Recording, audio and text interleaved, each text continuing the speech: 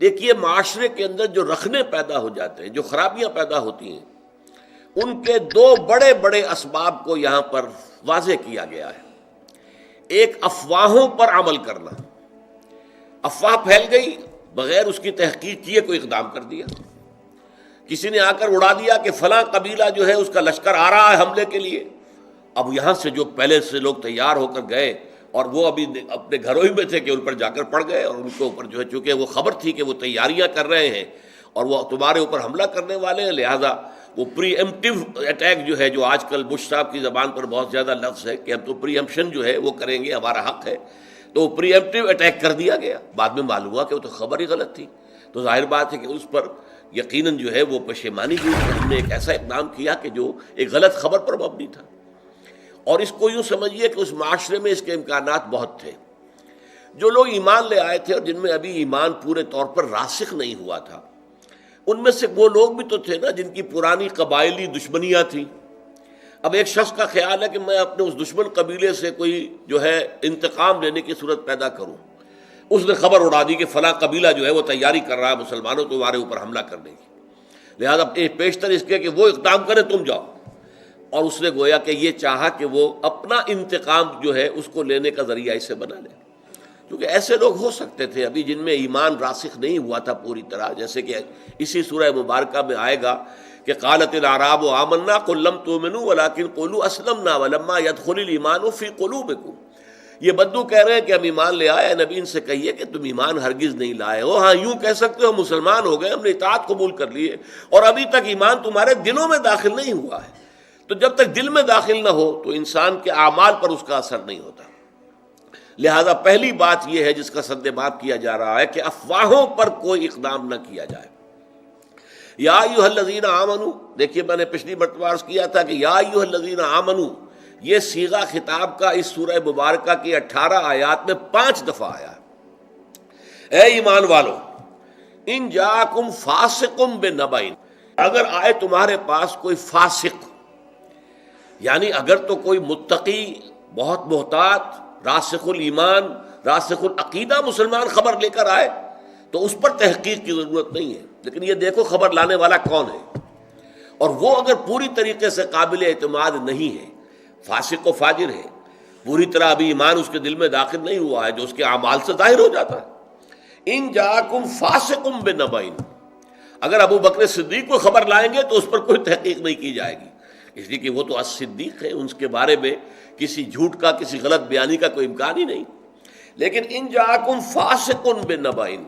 اگر آئے تمہارے پاس کوئی فاسق، کوئی بڑی خبر لے کر، نبا کہتے ہیں بڑی خبر کو، اہم خبر، فتبینوا، تو تحقیق کر لیا کرو، چھان بین کر لیا کرو، تفتیش کر لیا کرو،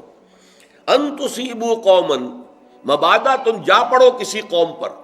کسی قبیلے پر، کسی لوگوں کے اوپر جا کر حملہ کر دو، حملہ آور ہو جاؤ، بے جہالت، لا علمی میں، تمہیں صحیح بات معلوم نہیں تھی، تمہیں غلط فہمی کے اندر مبتلا کر دیا گیا، ایک جھوٹی خبر کے اوپر تم نے اقدام کر دیا، فتصبحوا علی ما فعلتم نادمین، اور پھر جو کچھ تم نے کیا ہے اس پر تمہیں پچھتانا پڑے کہ ہم نے کیا کیا، بڑی غلطی ہوئی ہم سے،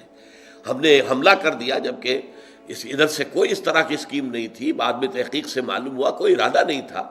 اور ہم نے یک طرفہ قدم اٹھا دیا، تو کتنی ندامت ہوگی۔ اگر چند لوگ بھی اس میں مارے گئے تو یہ خون ناحق جو ہے قتل ناحق کی شکل بن جائے گی، لہذا پوری طرح تحقیق کر کے اقدام کیا کرو۔ ہاں اس میں جیسا کہ 2 الفاظ ہیں، میں نے آپ کو بتایا، ایک فاسق، یعنی اگر مومن صادق ہے، پوری طریقے سے ایک انسان ہے جس کا پورا ماضی سامنے ہے، اس کا پوری شخصیت جو ہے ہمیں معلوم ہے کہ وہ محتاط آدمی ہے، متقی آدمی ہے، خدا ترس آدمی ہے، اس کی زندگی کے اندر ایمان کے مظاہر موجود ہیں، لہذا اس کی بات ہے تو پھر اس میں تحقیق کی ضرورت نہیں ہے۔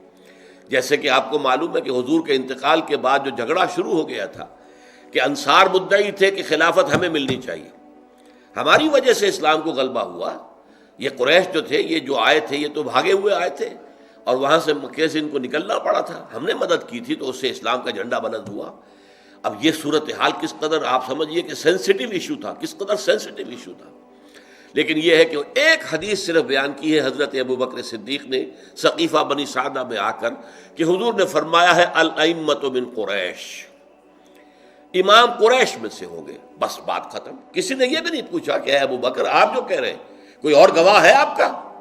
یہ حدیث آپ کہہ رہے ہیں تو کوئی اور بھی ہے جس نے یہ حدیث سنی ہو؟ کچھ نے نہیں پوچھا، کیونکہ کہنے والا کون تھا؟ ابو بکر صدیق تھا رضی اللہ تعالی عنہ، جس کی شخصیت ہر شک و شبہ سے بالا تر تھی۔ تو اگر تو معاملہ ایسا ہے تو ٹھیک ہے، لیکن اگر یہ کہ کوئی شخص جو ہے مشتبہ قسم کا آدمی ہے، اس کی سیرت و کردار پوری طرح قابل اعتماد نہیں ہے، اور وہ بہت بڑی خبر لے کر آ گیا ہے، تو اس پر اقدام نہ ہو۔ اور پھر اس میں بھی نبا ان کا لفظ ہے، بڑا چھوٹی موٹی کوئی بات کسی نے بیان کی ہے، چلیے کوئی بات نہیں، لیکن ایسی بڑی خبر فلاں قبیلے والے تم پر حملے کی تیاریاں کر رہے ہیں، تو اس میں تحقیق کے بغیر کوئی اقدام کرنا درست نہیں ہے۔ اس میں یہاں تک فرمایا، حضور کی ایک حدیث بڑی پیاری ہے، کفا بالمرء کذبا ان یحدث بکل ما سمع، کسی شخص کے جھوٹے ہونے کے لیے یہ کافی ہے کہ جو بات سنے وہ بیان کر دے۔ کان میں ایک بات آئی اور زبان سے آگے نکل گئی، یہ غلط ہے، یہ بھی ایک جھوٹ کی علامت ہے۔ جو بات سنی ہے پہلے تحقیق کرو، دماغ میں لے کر جاؤ اسے، اور تحقیق کرو، تفتیش کرو، تبیین کرو۔ اگر وہ بات صحیح ہو تو تمہاری زبان سے نکلنی چاہیے، ورنہ اگر وہ بات جھوٹی تھی تو اس جھوٹ کے پھیلانے میں تم بھی شریک ہو گئے۔ جھوٹ جو ہے وہ مزید آگے جا رہا ہے تمہارے ذریعے سے، لہذا یہ بھی ایک قسم کا جھوٹ ہے، حالانکہ آپ نے جھوٹ بولنے کا ارادہ نہیں کیا ہے، آپ کی نیت جھوٹ بولنے کی نہیں ہے۔ بھئی میں نے یہ سنا ہے، بھئی یہ سنا ہے، اور اسی بنیاد کے اوپر آگے آپ بیان کر رہے ہیں، تو اس سے تو ظاہر بات ہے کہ اگر وہ جھوٹی ہے خبر تو گویا آپ ذریعہ بن رہے ہیں اس کے آگے پھیلانے کا۔ لہذا اس کے اوپر یہاں تک اس کو یعنی روکنے کے لیے انداز یہ اختیار کیا گیا کہ یہ بھی جھوٹ ہے۔ کفا بالمرء کذبا، کسی شخص کے جھوٹے ہونے کے لیے یہ بات کفایت کرتی ہے، ان یحدث بکل ما سمع، کہ وہ بیان کر دے ہر وہ شے جو اس نے سنی ہو۔